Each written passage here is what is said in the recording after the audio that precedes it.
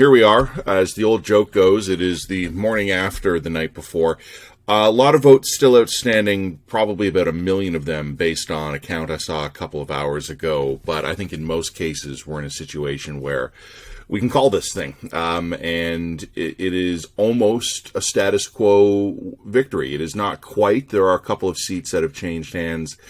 As of last I checked, about 45 minutes ago, the Liberals were up a couple, the Conservatives were down a couple, and I think the NDP was up 1. These are bouncing all over the place, though, so don't take any particular stock in the numbers I'm giving you right now. By the time you see this video, a couple more seats might have changed hands just because of those outstanding ballots coming in.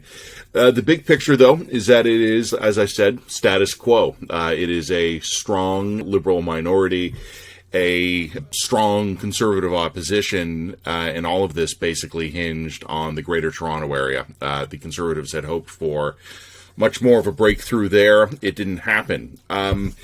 We can talk about the future of the leaders here. Does Justin Trudeau pay a price for calling this election in a bid for a majority and not getting it?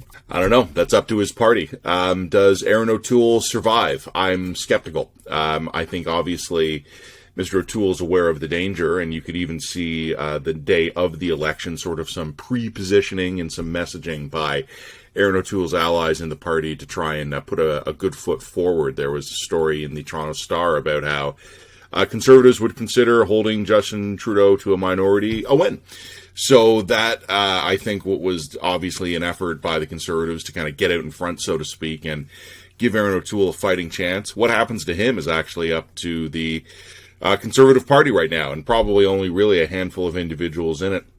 Jagmeet Singh, very similar situation, although I don't want to get too obsessed about the vote tallies right now, because again, there's a bunch of mail-in or advanced poll ballots we're still waiting on.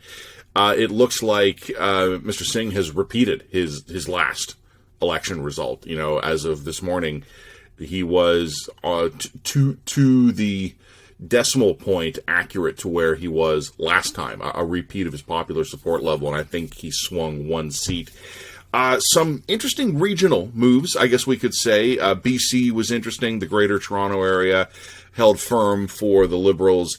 If there's any particular story I'm interested in, it is that the People's Party, as of, again, this morning, and this might change, was up over 5% of the national vote. And whether or not that is a temporary thing driven by anger and distress over the pandemic, or whether or not we're looking at a new electoral force and maybe a new social movement taking shape, I don't know. Ask me in a couple of years. I wish I could give you better, more informed analysis, but as of right now, it is very much a repeat of the last election, and that means that all 3 traditional parties, the Liberals, the Conservatives, and the NDP, are going to have to ask themselves some really hard questions.